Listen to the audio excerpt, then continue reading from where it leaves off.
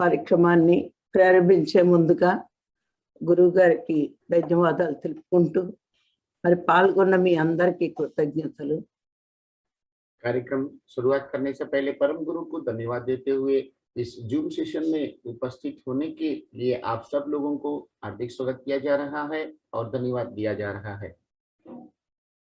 మరి ఈ రోజు ఈ జ్ఞానం గురించి మరికొన్ని విషయాలు తెలుసుకుందాం। आज हम ये ज्ञान के बारे में कुछ और बातें यहाँ पे जानकारी प्राप्त करेंगे। మరి మానవుడు అంటే मानव का मतलब శరీరము, మనసు, ఆత్మ। शरीर, मन और आत्मा। ఈ ఆత్మ శరీరాన్ని ధరించుతుంది। आत्मा शरीर का धारण कर चुका है। ఈ శరీరం పని చేయాలంటే మనసు వల్లే శరీరం పని చేస్తూ ఉంటుంది। तो शरीर को कार्य करने के लिए मन के उपयोग मन के द्वारा ही वह कार्य करती है। ఈ మనసు బాహ్య ప్రపంచం వైపు తిరిగినంతసేపు यह मन बाह्य प्रपंच के ऊपर आधारित है तब तक భగవంతుడి గురించి ఆలోచించదు। भगवान के बारे में नहीं सोचता है। ఈ బాహ్య ప్రపంచంలో ఉన్నప్పుడు తన గురించి తాను ఆలోచించుకుంటది, శరీరం గురించి ఆలోచిస్తుంది। बाह्य प्रपंच के ऊपर जब ये व्यस्त रहता है तब वो शरीर के ऊपर ही ध्यान देता है। అలా ఉన్న మనసు మాయకి వశమై इस तरह से रहने वाला मन माया का शिकार होते हुए తనకి ఉన్నవి దాంతో తృప్తి పడక जो उनके पास है उससे तृप्त ना होते हुए లేనివన్నీ కావాలి అనుకుంటది। जो नहीं है वो सब प्राप्त करने की इच्छा व्यक्त करती है। ఈ మాయ ఆవహించిన మనసు इस माया के शिकार हुआ मन మొట్టమొదట ఎక్కువ కోరికలు కోరుతూ ఉంటది। शुरुआत के समय में अनेक इच्छाएं व्यक्त करती रहती है। అవసరమైన కోరికలు కోరడంలో తప్పు లేదు। जो हमें जरूर है उस तरह की इच्छाएं व्यक्त करने में कोई गलती नहीं है। అవసరం లేనివి, जो हमें आवश्यक नहीं है वह నీతి మాలిన కోరికలు, जो अविनीति की तरफ ले जाता है उस तरह की इच्छाएं, పనికిరాని కోరికలు, जो उपयोग में नहीं आने वाले हैं इस तरह की इच्छाएं है। అప్పుడే కష్టాల్లో పడుతుంది।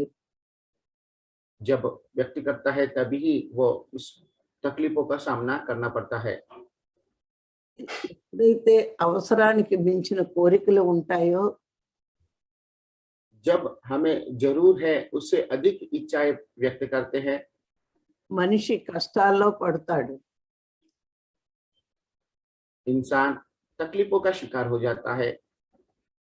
తృప్తి లేని మానవుడు तृप्त नहीं है ऐसा मानव ఎప్పుడు కష్టాల్లో ఉంటాడు।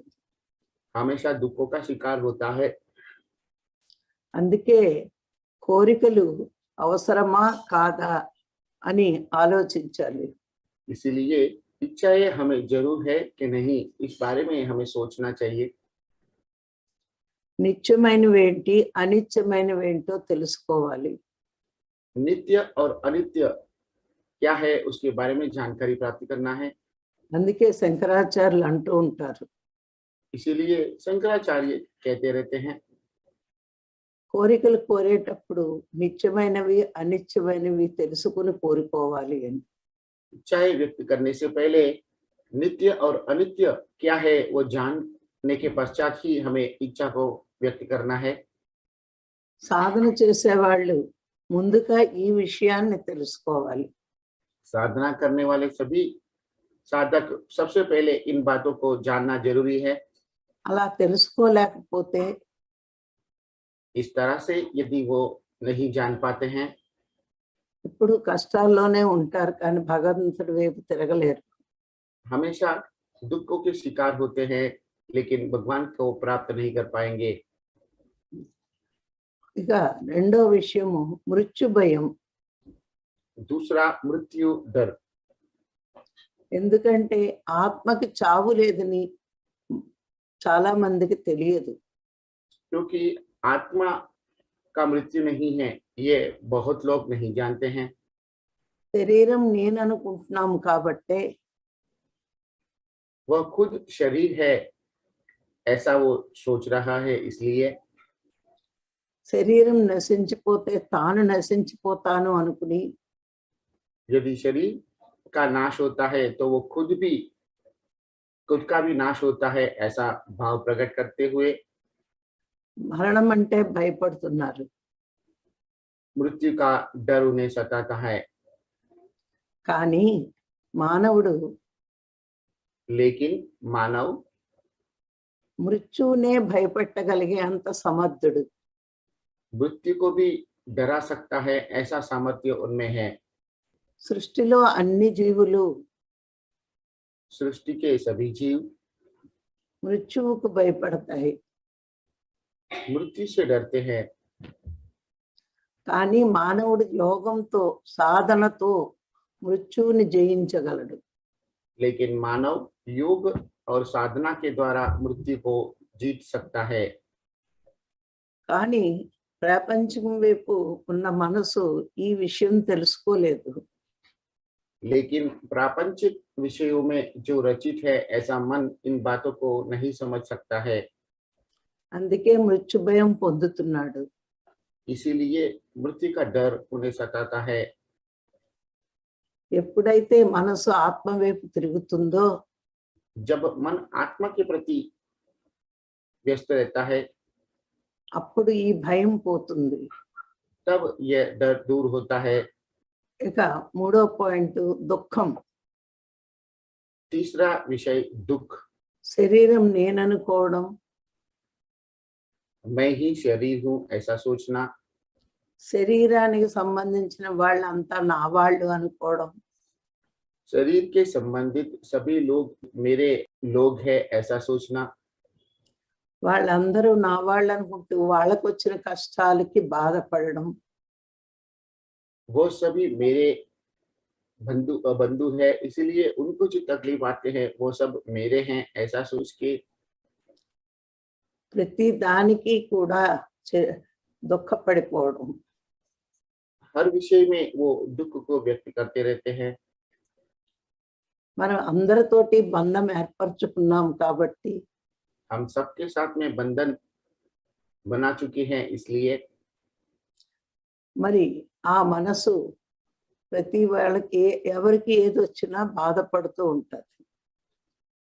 हमारा मन किसी को कुछ भी दुख होता है तो वह भी दुखी हो जाता है। ఎవరు చనిపోయినా బాధపడుతుంది. किसी की भी मृत्यु होने के वक्त वो खुद भी दुखी हो जाता है। ఎప్పుడైతే శరీరం నేను కాదు, जब मैं शरीर नहीं हूँ, ఈ బంధాలన్నీ ఈ జన్మ వరకే, ये सारे बंधन सिर्फ यही जन्म के लिए सीमित हैं, ఈ శరీరం మొదలాక వీళ్ళతో సంబంధం ఉండదు, यह शरीर छोड़ने के बाद में इन लोगों से मेरा कोई संबंध नहीं रहता है, ఇవన్నీ తెలుసుకుంటామో यह सब जब हम जान पाते हैं, ఎవరికి ఏం జరిగినా किसी को कुछ भी होने के पश्चात వారి వారి కర్మలను బట్టి वे अपने कर्मों के अनुसार అవి జరుగుతూ ఉంటాయి అని అనుకుంటే ये सब घटित हो रहा है ऐसा सोचने पर అప్పుడు మనకి అంత దుఃఖం ఉండదు. तब हमें उतना दुख नहीं होता है। దుఃఖానికి కారణం బంధమే. दुखों का मूल कारण बंधन ही है। మనకి అన్ని బంధాలు దుఃఖం తీసుకొస్తాయి. हमें सभी बंधन दुख लाते हैं। భగవంతుడితో బంధమే भगवान के प्रति जो बंधन है, దుఃఖం లేని స్థితిలో ఉంటాము. दुख राही की स्थिति में ही रखता है। అందుకే అందరూ इसलिए सब लोग భగవంతుడితో బంధం ఏర్పరచుకోవడానికి ప్రయత్నించాలి. भगवान के साथ में बंधन बनाने का प्रयत्न करते रहना चाहिए। దానికి మార్గమే ధ్యానం. उसका मार्ग ध्यान साधना है। అందుకే అందరూ ధ్యానం చేస్తే इसीलिए सबको ध्यान करते हुए ఈ అన్ని బంధాల్లోంచి रहने पर सभी बंधनों से విడుదల పొందుతారు. मुक्ति पा सकते हैं।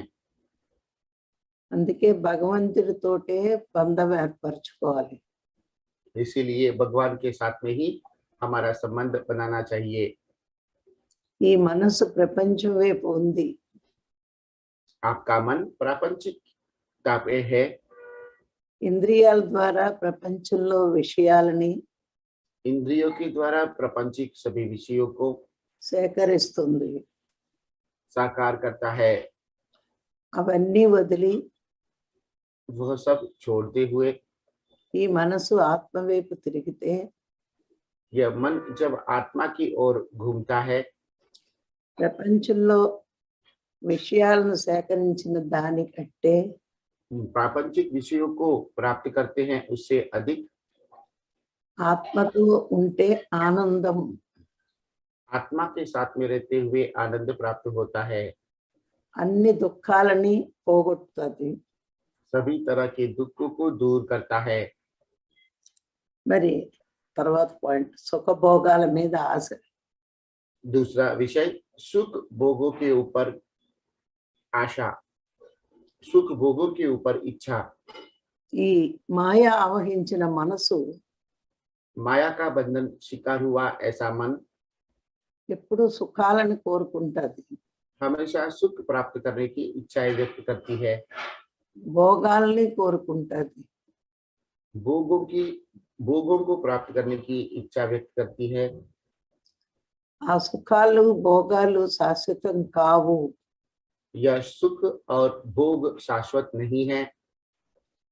కోరుకున్న ప్రతి సుఖం వెనుక जो हम मांग चुके हैं यह सभी सुखों के पीछे, కోరుకున్న ప్రతి భోగం వెనకాతల हम जितने भोग मांग चुके हैं उनके पीछे దుఃఖమే ఉంటుంది. दुख ही रहता है। చూడండి, మంచి ఇల్లు కట్టుకుంటే సుఖంగా ఉండొచ్చు అనుకుంటారు. देखिए, जब हम एक अच्छा घर बनाते हैं तो हम सुख से रह सकते हैं ऐसा सोचते हैं। కొన్ని రోజులు అయ్యాక कुछ दिनों के बाद మనమైనా ఇంటిని వదిలి వెళ్ళాలి. हमें उस घर को छोड़ के जाना होता है, లేకపోతే మన పిల్లలైనా ఆ ఇల్లు వాటా తీసుకుని మన పంపిస్తారు. अथवा हमारे संतान उसमें भाग लेकर हमें घर से मुक्त कर देते हैं, बाहर निकालते हैं। మరి పెద్ద కారు కొనుక్కుంటే సుఖంగా ఉంటాము, కంఫర్ట్ గా ఉంటాం అనుకుంటాం. बड़ा कार खरीदते हैं तो हमें सुखमय यात्रा कर सकते हैं ऐसा सोचते हैं। మరి ఒక 5-6 ఏళ్ళు పోయాక लेकिन 5 से 7 साल बीतने के बाद కారు రిపేర్కి వచ్చినప్పుడు जब कार में रिपेयरिंग आता है ఆ ప్రయాణం సుఖంగా సాగదు. तो वो प्रयाण सुखमय नहीं रहता है। అందుకని సుఖము భోగము శాశ్వతమైన ఆనందాన్ని ఇవ్వలేవు. इसलिए सुख और भोग शाश्वत आनंद नहीं दे सकते हैं। భగవంతుడితో బంధమే శాశ్వత ఆనందం. भगवान के साथ में जो बंधन है, संबंध है, वही शाश्वत आनंद है।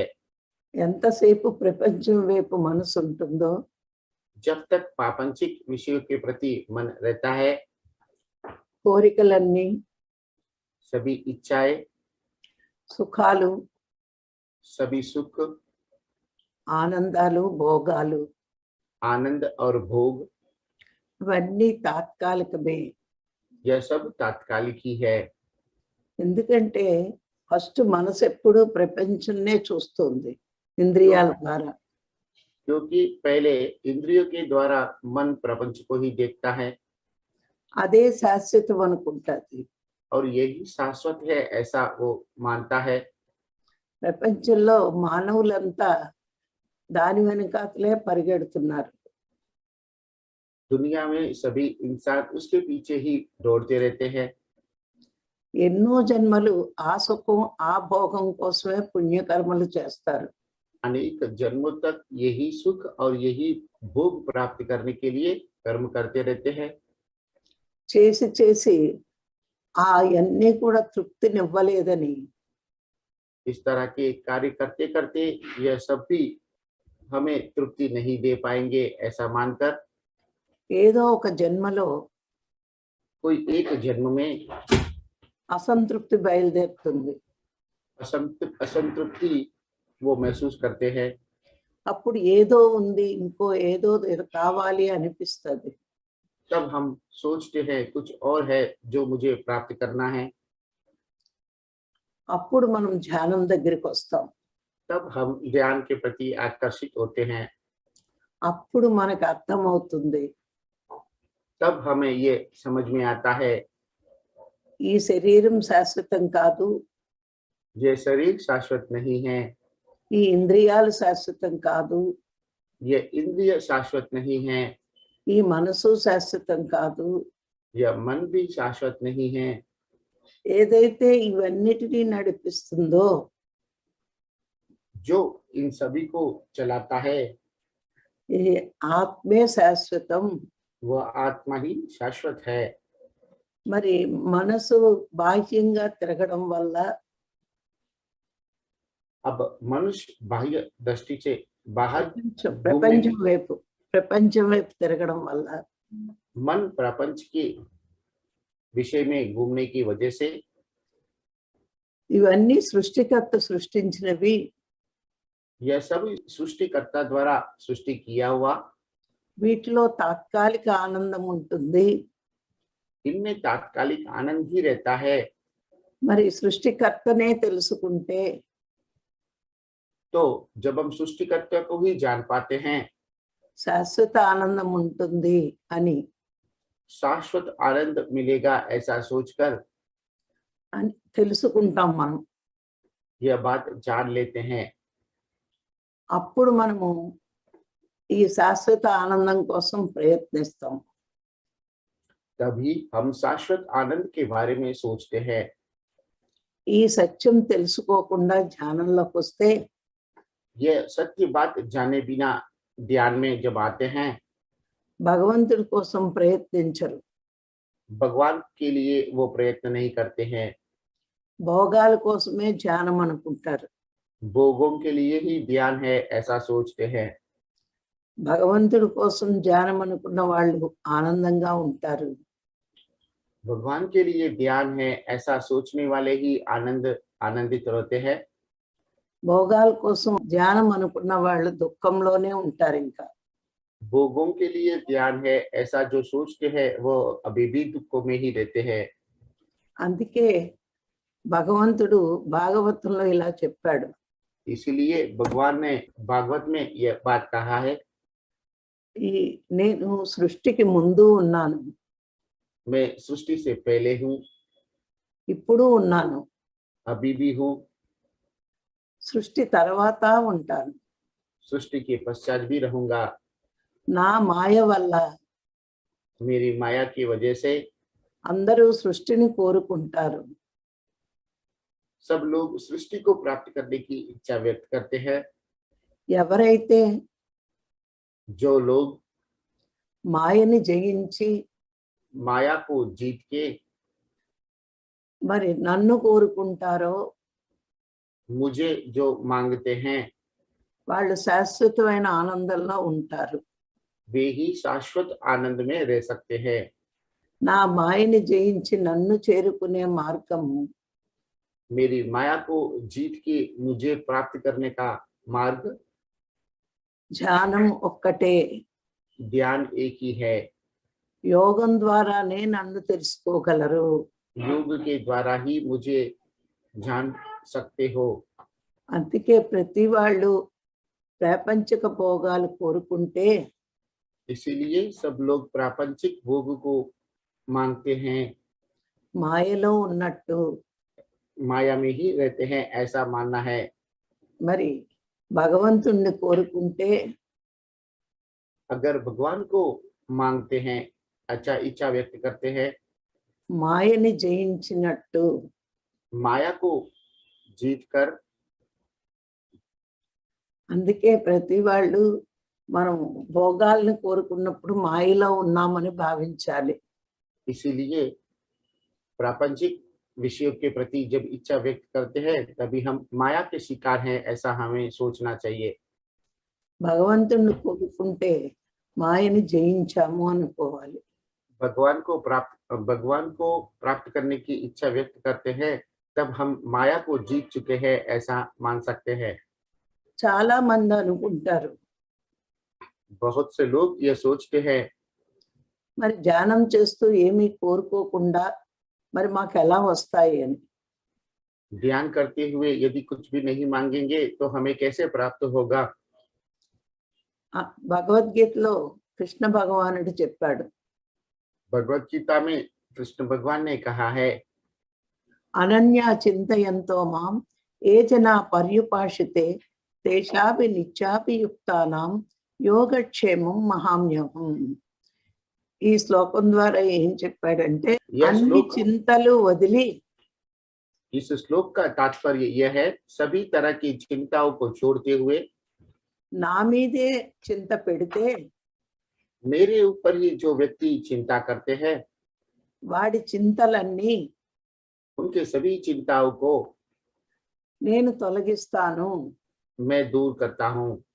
అంటే మనము భగవంతుడి మీద దృష్టి పెడితే मतलब हम भगवान के ऊपर दृष्टि केंद्रित करते हैं, మన కష్టాలు, हमारे सभी दुख మనకి కావలసినవి और हमें जो चाहिए అవన్నీ కూడా భగవంతుడే చూసుకుంటాడు.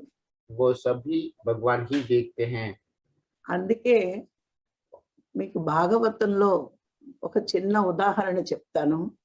इसलिए भागवत की एक छोटा उदाहरण आपको बताया जा रहा है। ఈ కష్టాలన్నీ కూడా మనం చేసిన పాపకర్మలే. हमें जो दुख और तकलीफें आए हैं वो हमारे पाप कर्मों के आधारित ही है, మరి దానికి ఫలితం కొంతైనా అనుభవించాలి. तो उसके लिए थोड़ा बहुत फल तो हमें भोगना ही होता है। అనుభవిస్తూ భగవంతుణ్ణి మనం ఆశ్రయిస్తే కోరకుండానే కష్టాలు తొలగుతాయి. उन दुखों का सामना करते हुए यदि हम भगवान के आश्रय लेते हैं तब हमें पता ही नहीं होता है और हमारे दुख दूर हो जाते हैं। మీ అందరికీ శ్రీకృష్ణుడి ఫ్రెండ్ కుచేలుడు అందరికీ తెలుసు. आप सबको श्री कृष्ण के दोस्त कुचेल के बारे में पता है। చిన్నప్పుడు ఆశ్రమంలో ఇద్దరు కలిపి చదువుకున్నారు. बचपन में श्री कृष्ण और कुचेल दोनों मिलकर के पढ़ाई करते थे। ఒకరోజు గురువుగారి భార్య కట్టెలు తెమ్మని అడవికి పంపింది. एक बार गुरु जी के पत्नी उनको जंगल में लकड़ी लाने के लिए भेजते हैं। వాళ్ళకి దారిలో ఆకలేస్తుందేమో అని కొన్ని అటుకులు మూటగట్టి ఇచ్చింది. तो रास्ते में उनको भूख लगता है, इसलिए उनको थोड़े से पोहा बांध कर देते हैं। కృష్ణుడు నిద్ర వచ్చి కింద పడుకున్నాడు. तभी श्री कृष्ण को नींद आता है तो वो नीचे सो जाते हैं। అప్పుడు కుచేలుడు పక్కనే కూర్చుని అటుకులు తింటున్నాడు. तब कुचेल उनके समीप में बैठकर वो पोहा खाते हैं। అవి కృష్ణుడికి కూడా ఇవ్వాలి అనే ఆలోచన లేదు. वो कृष्ण को भी देना है यह बात उनको पता नहीं होता है। ఆ తింటుంటే శబ్దానికి కృష్ణుడు లేచి ఏం చేస్తున్నావు అని అడిగాడు.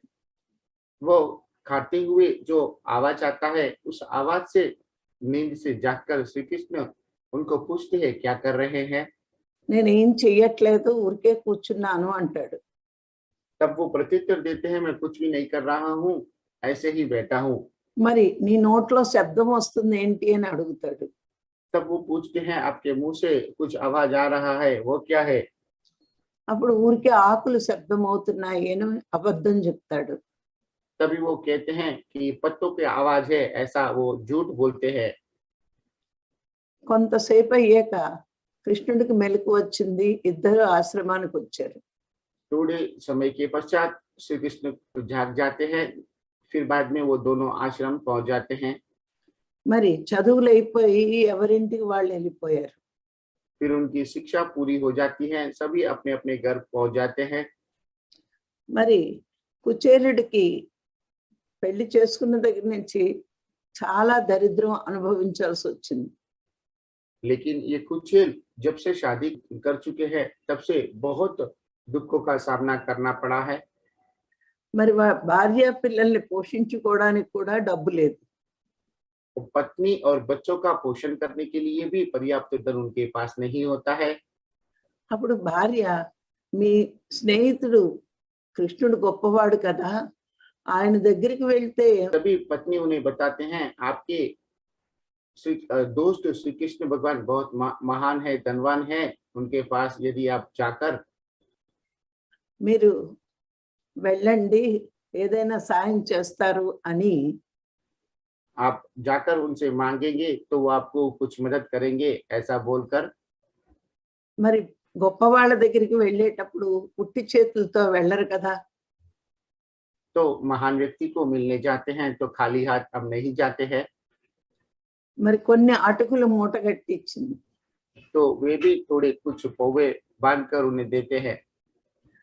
కుచేలుడు మరి కృష్ణుడి దగ్గరికి వెళ్ళాడు. तो कुचेल श्री कृष्ण भगवान के पास जाते हैं। మరి కృష్ణుడి దగ్గరికి బట్టలు తీసుకొచ్చారు. तो उनके जो सैनिक हैं उनको उनके पास लेके आते हैं। మరి కుచేలుడిని కృష్ణుడు సింహాసనం మీద కూర్చోబెట్టి तब कुचेल को श्री कृष्ण सिंहासन के ऊपर बिठाकर ఆయన తీసుకొచ్చిన అటుకుల మూట నా కోసం ఏం తెచ్చావు అని అటుకుల మూట విప్పుతాడు. तो वो जो पौवा बांधकर उनके पत्नी ने दिया है वो पोटली खोलते हैं, मेरे लिए क्या लाया, ये लाया है क्या करके। ఒక 2 గుప్పిళ్ళు తింటాడు. तो वो 2 मुट्ठी भर वो पौवा खाते हैं। కానీ కుచేలుడు తన దారిద్ర్యాన్ని పోగొట్టమని అడగలేకపోయాడు. लेकिन वो कुचेल उनको जो दुख है, जो दरिद्र है, उसे दूर करने की इच्छा उनको उनके समक्ष व्यक्त नहीं कर पाए ఇంకేమీ అడగకుండానే ఇంటికి వచ్చేసాడు. और कुछ मांगे बिना ही वो घर पे आ जाते हैं। ఇంటికి వచ్చేటప్పటికి తన ఇంటి స్థానంలో పెద్ద ప్యాలెస్ ఉంది. जब तक वो घर पे पहुंच जाते हैं तो उनका जो घर था उसी जगह पे बहुत बड़ा महल बना हुआ रहता है। భార్య పిల్లలు ఒంటి నిండా నగలతో కళకళలాడుతున్నారు. पत्नी और बच्चों के शरीर के ऊपर कीमती जवेरात होते हैं, गहने होते हैं। మరి కుచేలుడు కృష్ణుడి దగ్గరికి వెళ్ళి ఏమీ అడగలేదు. तो कुचेल कृष्ण के पास जाकर कुछ भी नहीं मांगते हैं। మరి కుచేలుడి భావం గ్రహించే కృష్ణుడు ఇన్ని సంపదలు ఇచ్చాడు. तो कुचेल का भाव को देखते ही श्री कृष्ण भगवान ने उनको इतनी संपदाएं दिया है। మరి కుచేలుడు ఎందుకు దరిద్రం అనుభవించాల్సి వచ్చింది? तो कुचेल को ये दरिद्र क्यों अनुभव करना पड़ा? మరి కృష్ణుడి వాటా అటుకులు దొంగతనంగా తినేశాడు. जो श्री कृष्ण के बाग के जो पौवे थे वो चोरी करके उन्होंने खाया था। మరి అది పాపం కదా. तो वो पाप है ना, అందుకే దరిద్రం అనుభవించాల్సి వచ్చింది. इसीलिए उनको दरिद्र का शिकार होना पड़ा। మరి కృష్ణుడి దర్శనం చేసినంత మాత్రానే అది పోయింది. तो पुनः वो श्री कृष्ण का दर्शन करने के पश्चात ही उस दुख से वो मुक्त हो चुके हैं। మరి దీన్ని బట్టి మనకి ఏం అర్థమవుతుందంటే तो इस उदाहरण से हमें ये समझ में आता है, భగవంతుణ్ణి కోరకపోయినా भगवान से हम बिना मांगे ही ఆయన్ని ఆశ్రయిస్తే उनका आश्रय लेते हैं। మన కష్టాలు తీరుతాయి అని ఈ కథ వల్ల అర్థమవుతుంది. हमारे सभी दुख तकलीफ दूर होते हैं, वो इस कथा के द्वारा हमें समझ में आता है। అందుకే గీతలో కృష్ణ భగవానుడు ఆ శ్లోకం చెప్పాడు. इसीलिए गीता में कृष्ण भगवान ने यह श्लोक बताया है।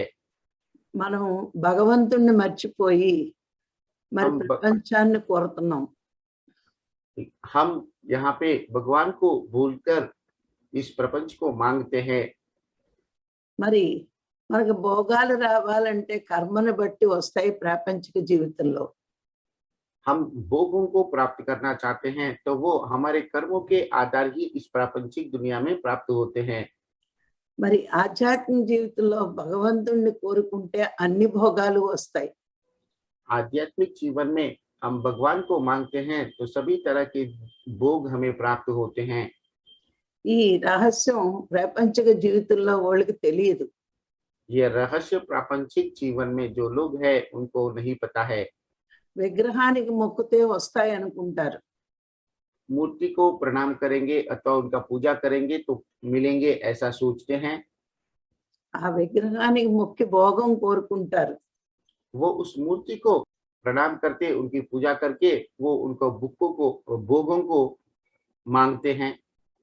కానీ ఆత్మ వైపు తిరిగి యోగంలో ఉంటే लेकिन आत्मा की तरफ मुड़ते हुए योग में लीन होते हैं, అన్ని భోగాలు వస్తాయి. सभी तरह के भोग प्राप्त होते हैं। మరి అందుకే మహాత్ములందరూ యోగంలో ఉంటారు. इसीलिए सभी महात्मा योग में रहते हैं। ఏది కోరుకుంటే అది జరిగే శక్తి వాళ్ళకు ఉంటుంది. जो मांगते हैं वो होने की उसे साकार करने की शक्ति उनमें होता है। అందుకే మహర్షులు ఎప్పుడు యోగంలో ఉండి లోకానికి కావలసినవన్నీ సమకూరుస్తూ ఉంటారు. इसीलिए महर्षि गण हमेशा योग में रहते हुए दुनिया में जो लोग जो मांगते हैं, जो योग में है उनको ये सब चीज प्राप्त कराते हैं।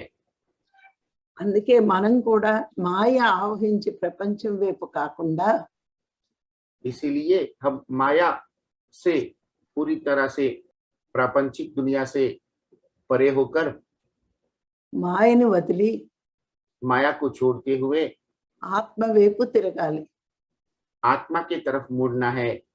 అప్పుడు ఆనందకరమైన జీవితం మనకు వస్తుంది. तभी आनंदित जीवन हमें प्राप्त हो सकता है। మరి ఈ విషయం అందరూ తెలుసుకుని ఆనందంగా జీవించగలగాలి. यह विषय सब लोगों को जानते हुए आनंदित जीवन जीने की प्रयत्न करना है। మరి ఈ రోజు ఈ అవకాశాన్ని ఇచ్చిన మీ అందరికీ ధన్యవాదాలు. तो ये मौका देने के लिए आप सबको धन्यवाद दिया जा रहा है। Thank you madam. कुचेलुडु అంటే సుధామానే కదా? కాదు కాదు, వాడు వేరు. ఆయన వీరా? కుచేలుడు సుధాముడు వేరు. ఓకే, అయితే ఈ స్టోరీ సేమ్ బిఆర్ చోప్రా ప్రస్తుత మహాభారతంలో ఆయన సుధామ ఈ స్టోరీ చేసినట్లు చూపించారు. ఇదా ఇది కుచేలుడినే సుధామయుడు అన్నాడా? అవును మేడం, నేనైతే అలా చూశాను. మరి మన తెలుగు కథల్లో కుచేలుడనే ఉంటది. ఓకే ఓకే మేడం, నాకు సుధాముడు వేరు కుచేలుడు వేరు అనుకుంటున్నాను. కాదా అంటే కృష్ణుడు ముద్దు పేరు సుధామయ్య అని పిలుస్తాడేమో కుచేలుడిని. అంత క్లారిటీగా తెలియదు కరెక్ట్ గా. కుచేలుడనే చదివాను. Okay madam. అందుకే ఎవరైనా బేదరకంలో ఉంటే కుచేలుడిలా దరిద్రుడు ఈడు అంటారు. అయ్యుండొచ్చు, ఎందుకంటే కృష్ణుడు కొందరిని ముద్దు పేరుతో పిలుస్తాడు సుధామ అని. చాలా చోట్ల విన్నాను ఇది కూడా, సుధామ అనడం విన్నా. అంటే నార్త్ ఇండియన్ దాంట్లో సుధామ అని అంటారు. సుధామనే అంటారు. మళ్ళీ ఆయన కూడా ఇద్దరు ఒకటేనేమో, నాకు క్లారిటీగా తెలియదు. మన తెలుగు భాగవతంలో మాత్రం కుచేలుడనే రాస్తారు. Okay ma'am, thank you ma'am. సినిమాల్లో విన్నా సుధామ అని పిలవడం.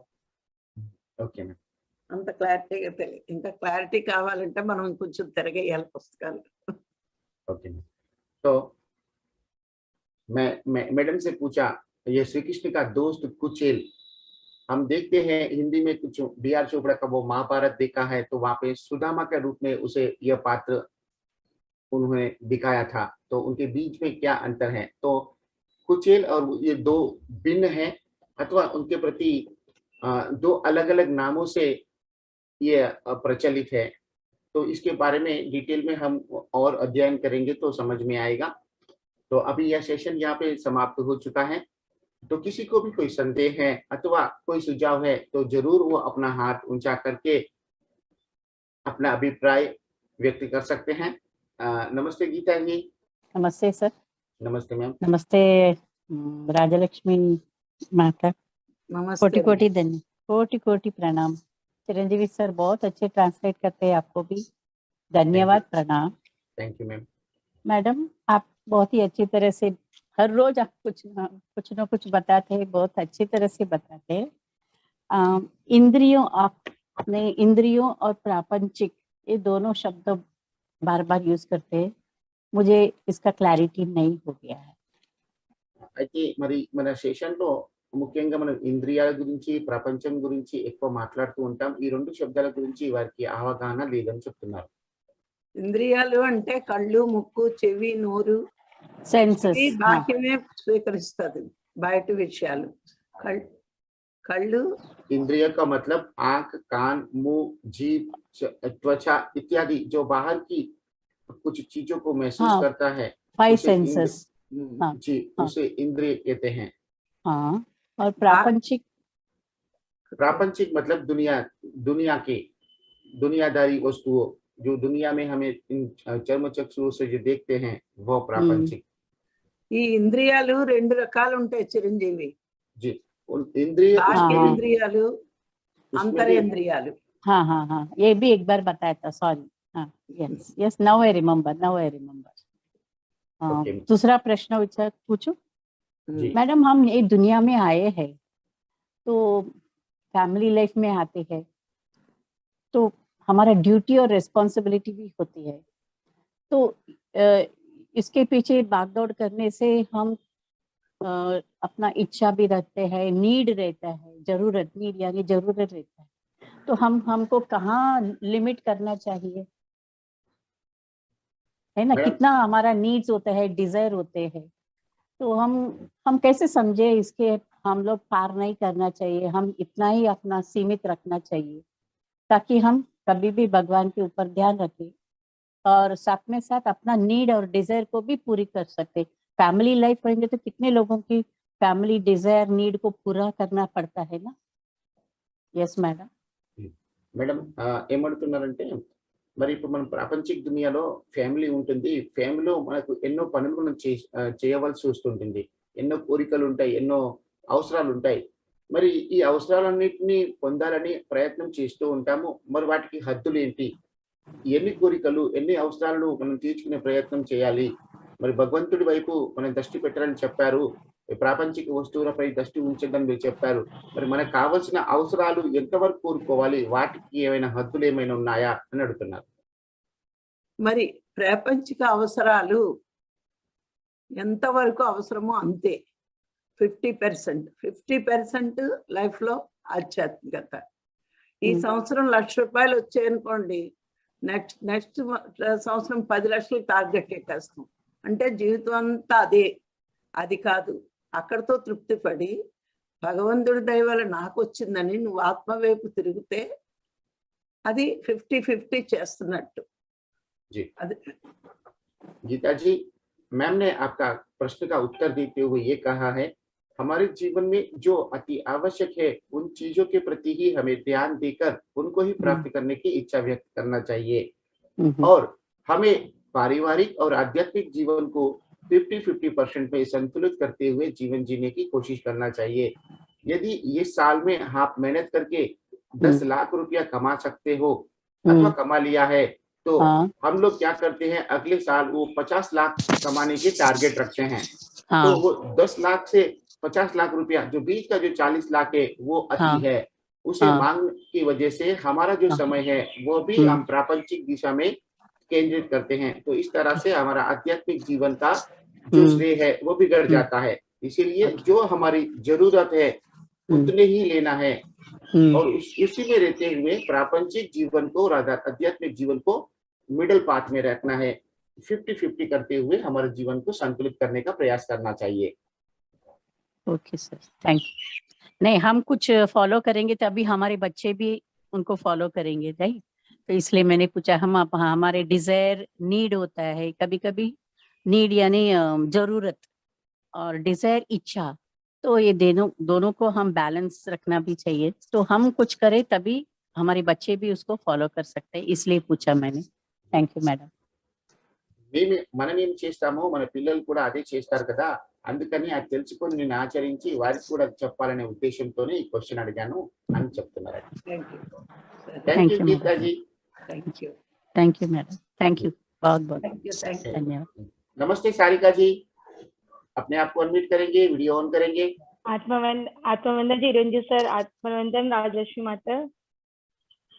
हाँ सर, आज हम आपस ज्वाइन हुए आफ्टर 10 days, हम आउट ऑफ सेशन थे जी. हाँ तो सर वही मुझे पूछना था, अभी गीता मैडम ने जैसे पूछे कि हमें जैसे इच्छा तो होती है हमें कि ध्यान करना चाहिए, हम कहाँ पे गए तो भी फिर भी हमें फिर सबको देखकर हमें चलना पड़ता है. तो जैसे आपने बताया 50-50%, तो वही जैसे हम आउट ऑफ स्टेशन है सर, तो फिर हमें मतलब इंद्रिया नहीं पर हम तो किसी फैमिली मेंबर्स के लिए भी हमें उनकी तरफ से चलना पड़ता है. जैसे हमें इच्छा है ध्यान करने की, हमें सुनने की, लेकिन उस वक्त तो उनका मतलब उनके साथ हमें टाइम बिताना पड़ता है. तो उसमें हम कैसे बैलेंस करेंगे खुद को? సార్, ప్రాపంచికంగా మరి ఆధ్యాత్మికంగా రెండింటిని బ్యాలెన్స్ చేయమని చెప్పారు 50-50% అని. సో మన విషయంలో అయితే మనం దాన్ని చేయగలము. మరి ఫ్యామిలీ మెంబర్స్ ఉంటారు, మరి వారికి కూడా మనం కొన్ని బాధ్యతలు ఉంటాయి. మరి ఆ బాధ్యతలో కూడా మనం ఇరుక్కుపోయి వారికి కూడా మనం సరైన న్యాయం చేస్తే మరి ఆ పర్సంటేజ్ ఏమైనా పెరుగుతుందా, దాన్ని కూడా ఎట్లా మనం బ్యాలెన్స్ చేయాలని అడుగుతున్నారు సార్. అంటే నాకు అర్థం కాలేదు. ఇంతకుముందు సార్ ఇప్పుడు వాళ్ళు చేస్తున్నారా లేదా వాళ్ళ గురించి అడుగుతుందా, ఈవిడ గురించి అడుగుతుందా? అంటే ఇక్కడ ఫ్యామిలీ బాధ్యతలు కూడా తనవే అనుకొని క్వశ్చన్ అడుగుతుంది. అంటే నా బాధ్యతలు నేను చేస్తూ నా పిల్లల బాధ్యతలు కూడా ఉంటాయి కదా, మరి వారికి కూడా కొన్ని అవసరాలు ఉంటాయి కదా. బాధ్యతలు పిల్లలు చూసుకోవాలి. పిల్లలు ఎదిగేదాకా వాడి బాధ్యత ఈవిడిదే. जी जी यस. तो सारिका जी, आपका सवाल का बहुत सुंदर सा जवाब आप गुरु जी ने दिया है. जब तक आपके परिवार के सदस्य है वो जब तक अपने आप को स्वतंत्र रीत से वो अपने आप का पोषण नहीं कर सकते हैं, तब तक ही वो जवाबदारी आपका होता है. जैसे ही वो अपने पैरों पे खुद खड़े हो जाते हैं तब उनकी लिए आपको सोचने की आवश्यकता नहीं होती है. तो आपका ये 50-50% जो प्रापंचिक और आध्यात्मिक जीवन है, जब तक वो आपके ऊपर डिपेंड है तब तक उनकी नीड्स को फुलफिल करने की आवश्यकता आपके ऊपर होती है. जैसे ही वो स्वतंत्र हो जाते हैं, परिपक्व होते हैं, तो उनके ऊपर चिंता करने की आवश्यकता आपको नहीं होती है. तो इस तरह से आप उन दोनों को बैलेंस कर सकते हो. सर और मुझे पूछना था, जैसे अभी हम शादी में गए हैं तो वहां पे मुझे करना है सर ध्यान, लेकिन अगर कोई मतलब मुझे ऐसे लगता है सर कि कोई मतलब ध्यान करना है सर, लेकिन हम जैसे भी शादी के घर में गए तो कोई क्या बोलेगा, ये थिंकिंग हमारे इसमें आ जाती है. नहीं सोचना चाहिए लेकिन आ जाती है, तो उसको भी हम मतलब नहीं करने से भी कुछ नहीं होता क्या, ये पूछना था सर. जैसे हमें ध्यान करना है पर हम नहीं कर पाते. जी మేడం ఏమడుతున్నారంటే, ఇప్పుడు ఫర్ ఎగ్జాంపుల్ ఒక మేము పెళ్లికి వెళ్తున్నాం సార్, మరి అక్కడ పెళ్లికి వెళ్ళాము, అక్కడ కూడా మేము ధ్యానం చేయాలి, కానీ అక్కడ అందరి మధ్యలో కూర్చొని చేస్తే అది కొంచెం వేరే విధంగా ఉంటుంది, అక్కడ మేము ధ్యానం చేయలేకపోతున్నాము. మరి అలాంటి పరిస్థితిలో ఎలా ఈ సాధన చేయాలి, దాని గురించి కూడా ఏమన్నా మీరు సజెషన్ ఇస్తున్నారా అడుగుతున్నాం సార్. పెళ్లికి వెళ్ళొద్దని सारिका जी, हमें यदि संभव है उस जगह पे नहीं जाना चाहिए जो हमारी ध्यान साधना को सपोर्ट नहीं करता है, अथवा तो उस तरह के वातावरण में हम नहीं रह सकते. बेहतर है कि उस तरह के कार्यक्रमों को ही बंद करें. ध्यान साधना से जी घर के भी प्रोग्राम होने से सर, घर का प्रोग्राम अगर रहा तो कोई भी प्रोग्राम आत्म साधना ध्यान साधना से परे नहीं है. यदि उनके वजह से इनमें तकलीफ होती है, उनमें बाधा उत्पन्न होता है, तो उस कार्यक्रम को ही हमें छोड़ने का प्रयास करना चाहिए. ये गुरु जी का संदेश है. धन्यवाद सर, धन्यवाद. చేసుకున్న వాడికి చేసుకున్నంత మహాదేవ. जी तेलुगु में एक कहावत है जिसके अंदर ये कहा गया है, जो जितना करेगा उसको उतना मिलेगा महादेवा, ऐसा कहते हैं. ఆవిడ కనుక సాధన చేసుకోకపోతే ఆవిడకి ముక్తి మోక్షం రాదు. तो आप साधना नहीं करोगे तो आपको मुक्ति मोक्ष नहीं मिलेगा, आपको वो कार्यक्रम एंजॉय करने का मजा जरूर मिलेगा जो तात्कालिक है. धन्यवाद सर, धन्यवाद. धन्यवाद राघव राव सर। तो इस तरह से आज का यह हिंदी सेशन यहाँ पे समाप्त होता है। इस सेशन में उपस्थित रहने के लिए सभी दिव्यात्माओं का धन्यवाद। मिलते हैं कल सुबह के साइलेंस मेडिटेशन में और गुरु जी के संदेश के लिए। तब तक आप सबसे रजा लेते हैं। धन्यवाद। Thank you, thank you, thank you.